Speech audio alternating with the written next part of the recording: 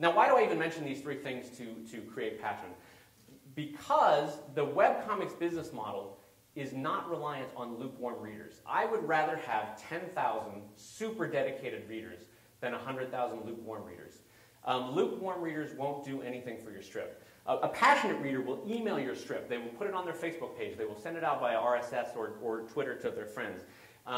They will spread the word for you. They will be your advertisers, your marketers, and your audience. They will buy the books in bushel loads.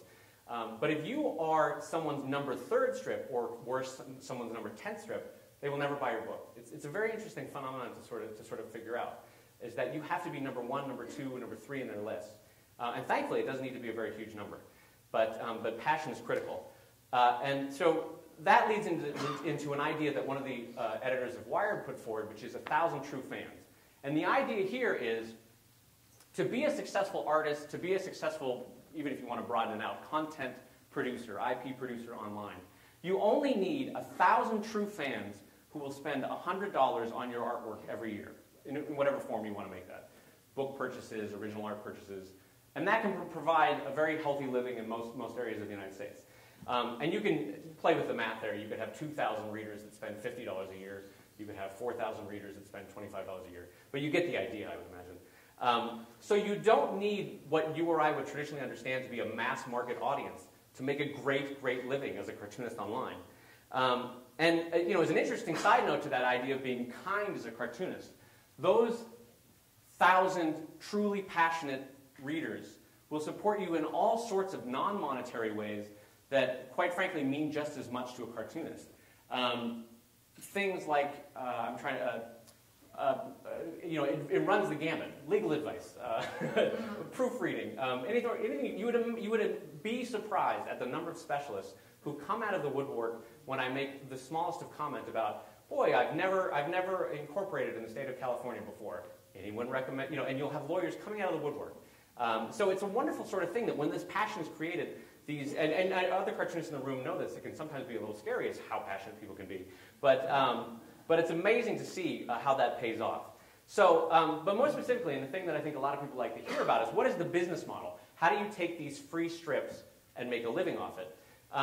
And here's the definition that I came up with or put together for a book we did called How to Make Webcomics.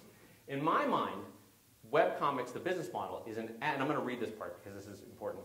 It's an ad-subsidized delivery of free content. So kind of like radio, ad-subsidized delivery of free content, which then monetizes audience passion by selling books, memorabilia, apparel, and licensed goods to a small sliver of that total audience. And when I say small, I mean 0.5% to 5%, and 5% being through the moon of that reading audience. Which is surprising to some people. We like to think as cartoonists that if 100 people read our strip, then 100 people are going to buy that book. Well, we know that that's not the case. For me, the breakdown of how that translates, and I don't know if you guys want to hear too much detail, but for me, book sales make up about 40% of my income.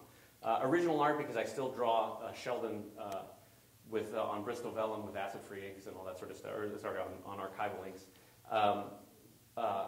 That makes up about 30% of my income.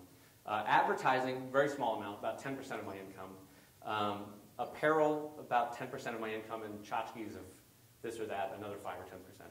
So advertising is a very small amount. I get about 3 million page views a month. Somebody like Penny Arcade that gets between 30 and 40, maybe even 50 if they're spiking, million page views a month, their income from advertising is significantly higher. Somebody like Saturday Morning Breakfast Cereal, those percentages would probably be swapped. Advertising for him would probably be 50 or 60% of his income, and books and merchandise smaller. So I say that so that you know that it's not, there's not a single path to the mountain here for web cartoonists as to how they make their living. But the interesting thing is to sort of think about, in terms of income, how many salaries are involved in the webcomics model versus what you or I would call a traditional model. And how much income, total income, has to be generated as a result. But the bad side is, as a web cartoonist, as you guys know, you wear a lot of hats, and it's not fun. I am ultimately responsible for the upkeep of my site, for the design, layout, and production of my books, for the marketing and sale of my products, for bookkeeping, for legal issues with the corporation, for every other task that a publisher or a syndicate would normally do for me. But here's the deal. It doesn't need to be miserable. I hire into the studio and I hire out to the studio. So I have a full-year office assistant. I have a seasonal shipping assistant, a bookkeeper that comes in once a month, a lawyer that I consult with once every 2 years maybe. So it doesn't have to be miserable. It doesn't have to be a life that you hate. So many artists say, oh, I'm left brain, right brain. I don't want to deal with business. The sad truth is bullshit. You do have to deal with business. If you don't deal with business, someone else will deal with it for you, and they will do it wrong. They will screw you over. We see it too often among artists. You have to learn business. It is bullshit to take that cop out of, I don't want to learn business.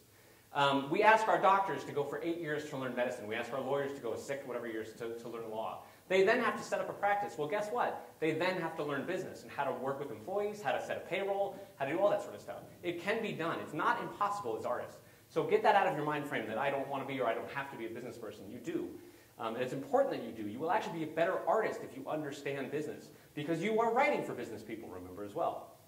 As you are controlling your business, as you are controlling your cartooning, ultimately, lunch is on you. And I find that photo, I love the internet for when you're looking for photos for talks because, you type in like, lunch is on you, and that's the photo that comes up. I love that. So, but let's go back to this photo for a second here. Watterson's concerns in his '89 speech were interesting and worth noting, and I'd like to see sort of how webcomics stack up against those concerns. One of his concerns was that early cartoonists, the first generation, so to speak, of newspaper cartoonists in America, were more inventive, were more creative, didn't have fixed box sizes, didn't have fixed page layouts, tried all sorts of experimentation in terms of design and layout and color and characters, and that something had been lost by the time he was producing Calvin and Hobbes. The wonderful thing that I can say to that is that in webcomics, there's this explosion of experimentation again. Questionable content, Jeff Jackstrip, can run pages of scrolling downward. XKCD can do the most obscure math jokes that you would never hear before. Penny Arcade can do very specific niche comic strips about gaming.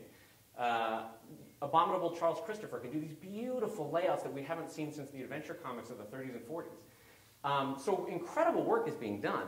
And so I think on that score, webcomics do pretty well in Watterson's concern.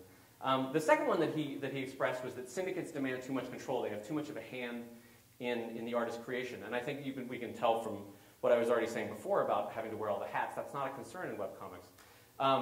And as we go through these photos, I'm going to jazz up that pic a little bit. So we got to do something with it.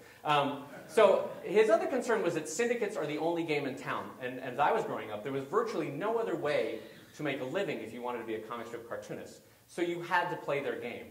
And let's be honest about it, the contracts are terrible. They're absolutely terrible. In Hollywood, they wouldn't be tolerated for a minute. They are essentially agents, and they're being paid wages that are not agents' wages. An agent in Hollywood is 10%. A manager in Hollywood is 10% as well. A lawyer in Hollywood is 5%. There is no reason why these rates should be acceptable among cartoonists, but it's because we never were able to unionize, and we were never able to find an alternate route around syndication. Here, there's sort of a nice side benefit of webcomics, completely going circumlocutously around it, is that I don't have to play that game. I don't have to sign a 5 or 10-year contract. I don't have to sign away a huge chunk of control over my work. I don't have to sign over a huge percentage of pay for my work. It's a wonderful thing to see.